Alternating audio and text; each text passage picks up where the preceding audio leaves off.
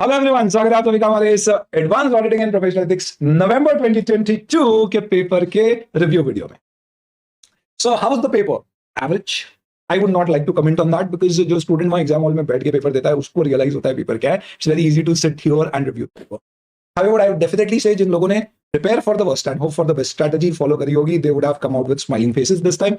I feel that there are more smiling faces after the paper of audit. Definitely one of the not one of the out of the box paper, not a paper which had a lot of difficult questions. Definitely somewhere or the here there were some tweaking things, but overall paper was pretty balanced. मुझे ऐसा लगता है कि paper के pattern को देख के the 1.5 day strategy which we thought about would have really worked, जिसमें हमने कहा था कि don't give more than 2 hours to ethics because जो पूरे पेपर में ethics से related questions आए, unlike some of the previous attempt जहाँ पे काफी thoughtful questions आते थे, वो थे कि आपने एक बार ethics पढ़ रखा है अच्छे से और शायद आपने 15-20 दिन पहले भी रिवाइज किया होगा तो भी आप इस पेपर के सारे क्वेश्चंस ethics के सॉल्व कर पाओगे। तो good strategy would have been not to spend too much time on ethics. Second paper में कारो जो भी नई चीज आती है उसका बड़ा इंपॉर्टेंस होता है। 10 मार्क के डिस्क्रिप्टिव क्वेश्चंस जो दो अलग अलग क्वेश्चन में 5-5 मार्क के डाले गए, यानी उसको सॉल्व करना है, नहीं करना तो पूरा क्वेश्चन शायद आपको छोड़ना पड़ेगा। ये 10 मार्क के डिस्क्रिप्टिव क्वेश्चन कारो क्या है, जिसमें सिर्फ ऐसा नहीं था कि क्लॉज था और आपने लिख दिया तो आपको 10 में से 10 मिल जाएंगे, इनफैक्ट 5 में से 1 मिलेगा। उसमें पूछा गया था कि इनका क्या मतलब होता है, क्या लिमिट्स और रिपोर्टिंग रिक्वायरमेंट क्या है। वहां आपको रियलाइज हुआ होगा कि डिटेल नोट्स या डिटेल में चीजों को पढ़ते हैं तो क्या डिफरेंशिएशन होता है। नॉन डिटेल में पढ़ के लिमिटेड फॉर्म में पढ़ के भी आप एक पर्टिकुलर पेपर के डिस्क्रिप्टिव पार्ट का 70 मार्क में से ऐसा लग सकता है कि मैंने 60 का देखा है, पर 60 का देखा हुआ है तो उसमें से वहां आपको 50 का याद आएगा और उसमें से आप 25-30 स्कोर कर पाओगे। That becomes something which is too much on the border line. But अगर आपने पूरी चीजें अच्छे से तैयार करी और आपके ऑप्शनल क्वेश्चन को छोड़ के आप देख रहे पेपर, तो विल बी कॉन्फिडेंट कि ओके 88 मार्क्स का पेपर या जिसमें से ऑप्शनल कट करके 70 स्कोर करना है। आई नो 70 मार्क्स का मैंने पेपर देख रखा है, 10 में उसमें छूट गया, 60 है, 60 में से इजीली 30 प्लस में स्कोर कर पाऊंगा। और डिटेल से पढ़ाई करने वाला डेफिनेटली स्टूडेंट क्या कर पाता है, फिर उस 30 प्लस को 60 में से और आगे बढ़ा पाता है। ये वीडियो क्यों शेयर किया जा रहा है आज? For the very simple reason that FR में इस बार कोई रिव्यू नहीं डाला क्योंकि सारे क्वेश्चन स्टडी मटेरियल के थे। इसमें ऐसा नहीं है, आधे question study material first exam या आरटीपीओ पर भेजते, लेकिन आधे नए क्वेश्चन थे। तो ऑडिट में प्रथा बरकरार है नए क्वेश्चंस को इंस्टीट्यूट के द्वारा एग्जाम में पूछने की, और नए क्वेश्चन है तो उसका एनालिसिस बन। लेट इसलिए शेयर किया जा रहा है कि हम लोग ऑडिट से अपने लॉ के मोड में जा चुके हैं, तो ये वही वीडियो देखेगा जिनके स्टमक में बटरफ्लाइज है कि यार मैंने पेपर में इसमें क्या किया, पर वो कॉन्सेंट्रेट नहीं कर पा रहे। More than that I would suggest ये मई 23 वाले स्टूडेंट्स देखें और देखें किस तरह का पेपर पैटर्न है, तो आपकी स्ट्रैटेजी प्लानिंग में आपको मदद मिल सकती है। इवन मोर देन दैट अगर आप कभी देख रहे हो तो हो सकता है कि जब मैं क्वेश्चंस डिस्कस करूंगा और बताऊंगा कि इनमें ये पूछा था और ये लिखना चाहिए था, या ये ऐसा तो नहीं है, ये वाला कंक्लूजन नहीं लिखा, इन सबके मार्क्स हो सकते हैं। तो इससे you don't feel bogged down by the fact कि अरे मैंने ये कंक्लूजन नहीं दिया, क्योंकि 99% केस में आपको लगेगा हाँ मैंने वही किया।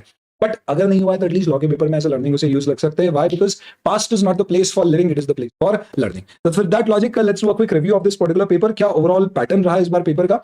एमसीक्यूज में मोर और less the same pattern which we been seeing.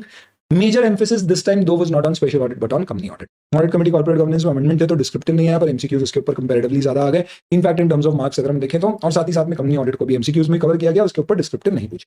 Special audit का थोड़ा सा फोकस कम किया गया, कोड ऑफ एथिक्स डिस्क्रिप्टिव से ज्यादा थोड़ा सा एमसीक्यू में आ गया, बट बहुत ही डुएबल और एकदम डायरेक्ट तरह के क्वेश्चंस थे। हालांकि एक से कंपनी वाला क्वेश्चन था जिसमें कुछ स्टूडेंट्स को डेफिनेटली कंफ्यूजन है, क्योंकि कंपनी इनकॉर्पोरेट हुए 5 साल हुए, ऐसा कहीं दिया नहीं था, ऐसा स्टूडेंट्स ने बताया।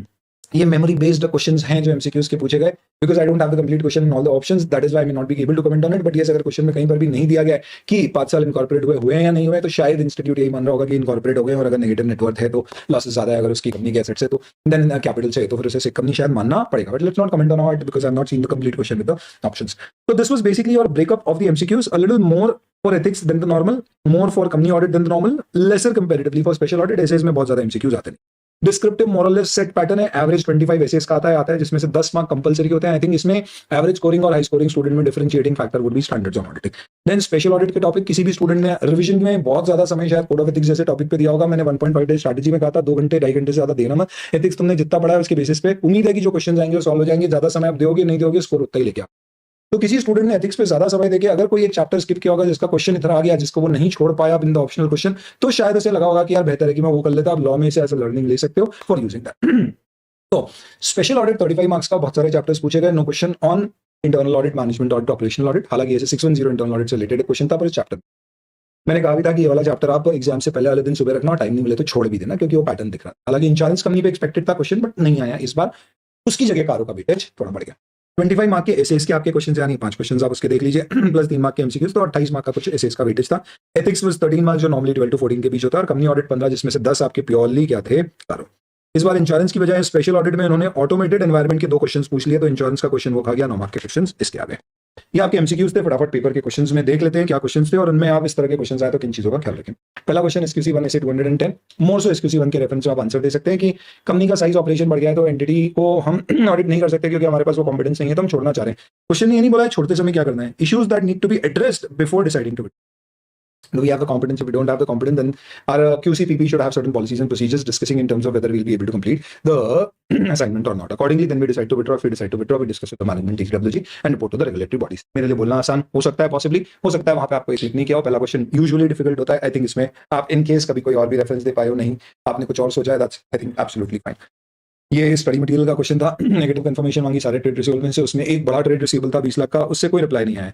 क्वेश्चन ने ये नहीं पूछा है क्या ये सही किया है नहीं। Comment with respect to standard auditing relating to confirmation process and how to deal with non receipt of information. तो पहले आपको बताना चाहिए कि नेगेटिव कंफर्मेशन कहाँ पे यूज होना चाहिए, कहाँ नहीं। फिर आपको बताना चाहिए इस केस में क्योंकि रिप्लाई नहीं आया है तो इसका मतलब ये नहीं है ये मिस स्टेटमेंट है, लेकिन डेफिनेटली इस पर्टिकुलर केस में हम सब्सिक्वेंट इवेंट्स उससे करस्पॉन्डेंस इन्फॉर्मेशन में भी गुड्स रिसीव नोट्स या इस तरह की कोई चीजों से हम क्या कर सकते हैं, we can basically try to get some information about this trade paper. हमें लगता है कि इसके कंफर्मेशन के बिना रिस्पांस नहीं मिलेगा तो फिर हमें पॉजिटिव यूज करना चाहिए। ये कॉम्प्रिहेंसिव सिस्टमैटिक प्रॉपर आंसर जिसमें शायद आप 5 में से 5 स्कोर कर पाए वैसा होगा। टैक्स ऑडिट रिपोर्ट कब कब रिवाइज हो सकती है, और इस केस में एजीएम में अनऑडिटेड फाइनेंशियल स्टेटमेंट के बाद में स्टेटमेंट मिला रिवाइज हुए तो क्या रिवाइज हो सकती है, हाँ कब कब हो सकती है, सेक्शन 43B के अलावेंसेस लेने के लिए जो पहले डिसअलाउ हुए थे क्योंकि आपने रिटर्न फाइल करने से पहले कोई 43 में पे करी, या आपके फाइनेंशियल स्टेटमेंट्स रिवाइज हो गए after being adopted in AGM, या फिर कोई नया लॉ आ गया या कोई इंटरप्रिटेशन ऑकर रिस्पेक्टिवली चेंज हो गया तो इन केसेस में रिवाइज होती है। चलिए एक क्वेश्चन था मटेरियलिटी लेवल का बेंचमार्क कैसे डिसाइड किया जाता है, तो उसके फैक्टर्स होते हैं आपके 5 फैक्टर्स जो होते हैं। आपका लाइफ साइकिल क्या है, फंडिंग स्ट्रक्चर आपका कैसा है, element of financial statement, users का अटेंशन किसके ऊपर है, वोलेटिलिटी। इस केस में एक रेगुलर प्रॉफिट कमाने वाली कंपनी है तो उसमें प्रॉफिट बिफोर इंटरेस्ट और टैक्स या प्रॉफिट बिफोर टैक्स एक बेसिस हो सकता है। लार्ज इंफ्रास्ट्रक्चर प्रोजेक्ट और लॉसेज में है तो क्योंकि कैपिटल इंटेंसिव है तो आप टोटल एसेट्स को बेस बना सकते हैं, ऐसा सजेशन देना होगा। ये थोड़ा सा लेस आस्क्ड क्वेश्चन था कंसोलिडेटेड फाइनेंशियल स्टेटमेंट में क्या एलिमेंट्स को आप एक्सक्लूड कर सकते हो from separate financial statement of parent और सब्सिडियरी। प्राइमरली वो सारी इन्फॉर्मेशन जो अपन नीचे नोट्स में डिस्क्लोजर के फॉर्म में देते हैं, जैसे कि एक्सपोर्ट कितना गया, सीआईएफ वैल्यू वगैरह, इंपोर्ट हमने कितना गया, फॉरेन एक्सचेंज में कितना आउटफ्लो हुआ, उस तरह की information material group of view से मटेरियलिटी देखी जाती है, नहीं है तो इग्नोर कर सकते। But yes not one of the asked और previously asked questions. Forensic audit के केस में इस चैप्टर में से पूछा गया कि फॉरेंसिक और अदर ऑडिट में क्या डिफरेंस होता है। बड़ा ही एकदम स्ट्रेट फॉरवर्ड शुरू में डिस्कस होता है इस चैप्टर में क्वेश्चन। इसके बाद ऐसे 610 के अंतर्गत इंटरनल ऑडिट का डायरेक्ट असिस्टेंस लेना है तो कुछ अकाउंट्स रिसीवेबल में हमने देखा था हाई रिस्क है तो क्या उसमें ले सकते हैं। तो पहला देखो क्वेश्चन ने क्या पूछा है, please advise the statutory auditor areas where he can not take direct assistance. तो अपन इसको पढ़ते थे CORJ में पूरा ऐसे के मेजॉरिटी पॉइंट्स कवर हो जाते हैं। कॉम्पिटेंस यहाँ पे हटा देते हैं, ऑब्जेक्टिविटी, रिस्क और जजमेंट जहाँ इन्वॉल्व है, और इस ऐसे के अंतर्गत कहाँ यूज कर सकते हैं, नहीं कर सकते, 4 एरिया में डायरेक्ट असिस्टेंस नहीं लेते। तो आपको ये लिखना पड़ेगा पहले, और इसकी 4 मार्क्स शायद, और उसके बाद also comment in the scenario whether statutory auditor can take internal auditor assistance. हम बोलेंगे नहीं, इस केस में वो नहीं ले सकता है क्योंकि रिस्की। नेक्स्ट एथिक्स से रिलेटेड क्वेश्चन था, B point is statutory audit limited company के हैं, ट्रेडिंग कर रहे थे, ओके तो आपको 5 फोकल पॉइंट्स पूछे गए ऑटोमेटेड एनवायरनमेंट में in your approach of planning, execution और कंप्लीशन फेज। तो स्टार्टिंग में आप जो इस चैप्टर में पढ़ते हैं बेसिकली से ड्रोन चार्ट्स के मेरे को इमेजेस ध्यान में आने लगती हैं, तो इन दैट सेंस में वो जो आपका प्लानिंग एग्जीक्यूशन वाला स्टेज है उसके रिलेटेड आपको पॉइंट्स यहाँ पे डालने थे। 5 फोकल पॉइंट्स इसमें पूछे हैं कोई भी। देन एथिक्स में बुक्स ऑफ अकाउंट्स मेंटेन करना कंपलसरी है, आपको कैश बुक लेजर मेंटेन करना है। काउंसिल जनरल गाइडलाइंस का चैप्टर नंबर 5 BOOKS अल्फाबेट 5 है तो 5 चैप्टर याद रखते थे, हालांकि चैप्टर नहीं बिल्कुल तो चलता है। और शेड्यूल 2 पार्ट 2 क्लास 1 में कोई भी गाइडलाइन फॉलो नहीं करे तो कॉन्ट्रावेंशन तो उसका रेफरेंस देना होता है। चलिए तो छोटी छोटी चीजें आपको ध्यान रखने की है, ये सीधे सीधे सी से रिलेटेड है तो आप लिख सकते हो। देन बैंक ऑडिट पे आए तो सिंपल क्रेडिट कार्ड ऑपरेशन से रिलेटेड इंटरनल कंट्रोल, अपन इंटरनल कंट्रोल में बोलते हैं ये सबसे इंपॉर्टेंट था। और एक कैश जिसमें चेंज आए थे तो क्रेडिट कार्ड का क्वेश्चन आ गया। इसमें कुछ नहीं, वही अपने को लिखना होता है कि क्रेडिट कार्ड इशू करे तो वर्दीनेस, क्रेडिट वर्दीनेस चेक करेंगे, क्रेडिट कार्ड्स के ऊपर फिजिकल कंट्रोल रखना पड़ेगा। रिसीप्ट्स इनफैक्ट अपन देखेंगे उसकी वर्दीनेस, उसकी क्या लिमिट्स अपन ने सैंक्शन करी है उसके बेसिस पे।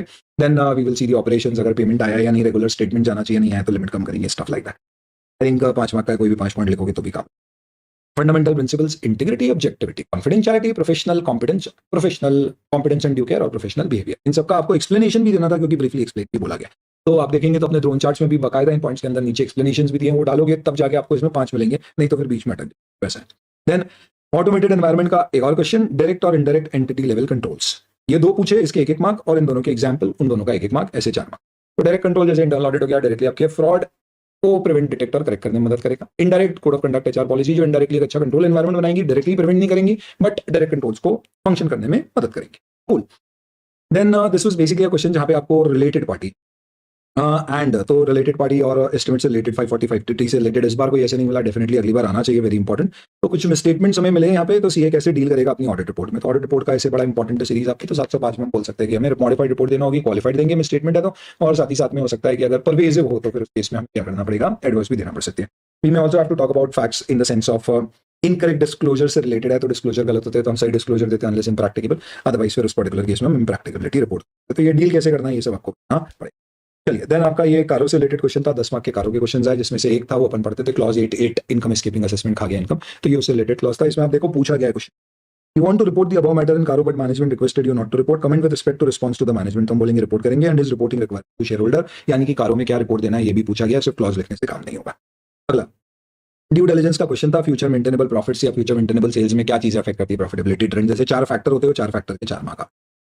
एक और क्वेश्चन कारो का देखो, what is core investment company, तो आपको बताना पड़ेगा कोर इन्वेस्टमेंट कंपनी अल्टीमेटली वो 90% 60% ऐसी हो जो 4 लिमिट्स होती है, ट्रेडिंग नहीं करती है, सिक्योरिटी में डिपॉजिट्स एक्सेप्ट नहीं करती, वो सब लिखना पड़ेगा। ये एनबीएफसी में भी होता था, वहां से हट गया था, पर फिर भी अपन पढ़ते थे क्योंकि इंपॉर्टेंट है, और कारो में भी पढ़ते थे। आपने कारो के डिटेल नोट्स रेगुलर बैच में spend almost like 10 to 12 hours of कारो पढ़ने में 12 घंटे हम देते हैं। तो इसका जस्टिफिकेशन ये पेपर बताता है 10 मार्क के डिस्क्रिप्टिव क्वेश्चन, वो भी spread across two different, very very important. तो नई चीजों में डिटेल में जाना बड़ा जरूरी है, उसको ढंग से पढ़ना जरा जरूरी है। और आप समझो ये चीजें आपको सीधे 35 to 40 प्लस पे शिफ्ट कर सकती है। ये छोटी छोटी चीजें ज्यादा इंपॉर्टेंट होती है, बाय एंड लार्ज दूर से सारी चीजें आसान दिखती है, इसलिए होता है रिव्यू बोलते पेपर एवरेज इजी है, पर जो वहाँ पे बैठ के देता है उसको रियलाइज होता है कि अरे बाप रे, कारो तो मैंने बहुत ही सुपरफिशियली पढ़ी थी, जो मेरे को क्लॉज याद है, मैंने डिटेल में पढ़ा ही नहीं था, अब मेरी क्या हालत होगी। और थैंकफुली अपन ने अपनी क्लास में वेदर रेगुलर और faster we give immense amount of input on कारो। अपना रिवीजन लेक्चर ही देखो आप, कारो का 3 घंटे का रिवीजन है, 2 पार्ट में यूट्यूब पे दिया हुआ, जिसमें डिटेल में क्लॉज डिस्कस किया, वो देखा होगा तो काम हुआ होगा। 20-30 मिनट के कारो के रिवीजन से आप एक मार्क लेके आप आओगे इन क्वेश्चंस में और कुछ नहीं ला पाओ। This is the difference between getting into detail and being superficial.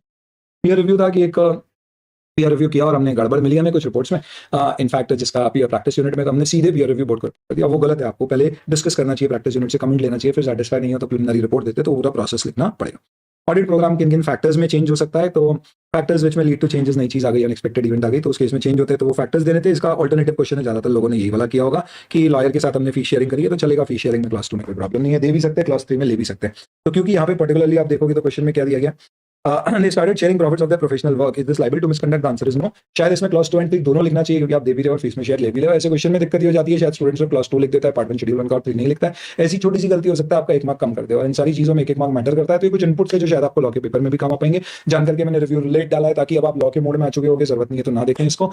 FR का रिव्यू पर्टिकुलरली शेयर नहीं किया, क्योंकि सारे क्वेश्चन ऐसे स्टडी मटेरियल आरटीपी एमटी में से थे, एक भी नया क्वेश्चन नहीं था, तो डिस्कस करने के लिए कोई मैटर नहीं था। Wish you all the very best for your future sets of exam, do very very well, and I am very happy that this particular paper, at least from the students whom I spoke to, they did really well, more or less smiles on their faces, very happy about our material की content solid था, और ये जितनी चीजें अपन यहाँ पे देख पा रहे हैं, everything was a part of our material which was covered, except अगर हम देखें तो मे भी किसी जगह एग्जांपल्स में हो सकता है कि इंस्टीट्यूट के मॉड्यूल में 5 और हमारे यहाँ पे 2, या इस तरह का कोई डिफरेंशिएशन हो सकता है, वो भी हार्डली एक आधी सेक्शन में, otherwise everything was covered. So very happy for having that material, and it make sense कि ऐसे पेपर में भी डिटेल स्टडी कैसे काम आती है, टफ पेपर आता तो डेफिनेटली वो वहाँ पे कैसे काम आ सकती है। Thank you very much and wish you all the best.